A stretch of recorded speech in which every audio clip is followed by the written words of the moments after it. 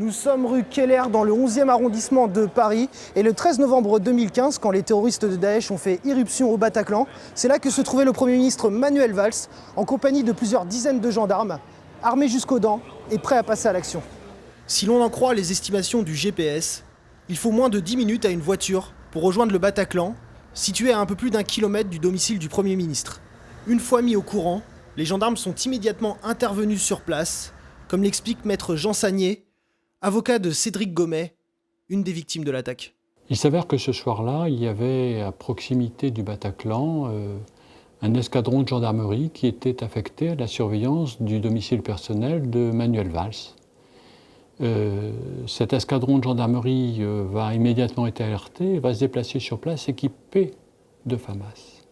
Il va intervenir, il va rentrer dans le Bataclan, il va en extraire un otage, une femme. Il va pouvoir, grâce à cet otage, être en relation avec d'autres otages à l'intérieur. Seulement cet équipage, cet escadron de gendarmerie, ces 26 hommes, vont recevoir un ordre très curieux. On va leur dire de sortir et de cesser d'intervenir. Le soir de l'attaque, c'est connu, un policier de la BAC armé d'un simple pistolet et de son seul courage a fait irruption dans le Bataclan et a abattu un des terroristes avant de devoir se replier, faute d'armement. Ce serait donc au cours des 2h18 qui se sont écoulées entre cette première fusillade et l'assaut final de la BRI que les gendarmes affectés à la protection de Manuel Valls seraient intervenus avant de repartir sur ordre. Mais ce n'est pas tout.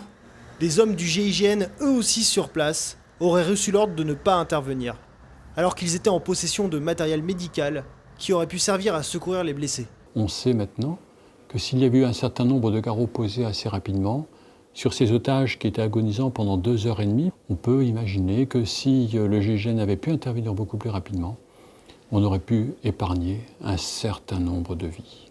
Selon maître Jean Sagné, les députés de la commission d'enquête parlementaire sur les attentats du 13 novembre n'étaient même pas au courant que des gendarmes affectés à la protection de Manuel Valls avaient fait irruption dans le bâtiment du Bataclan. Pourtant, les 26 hommes qui ont participé à cette libération d'otages ont été décorés de la médaille de la sécurité intérieure pour leur bravoure.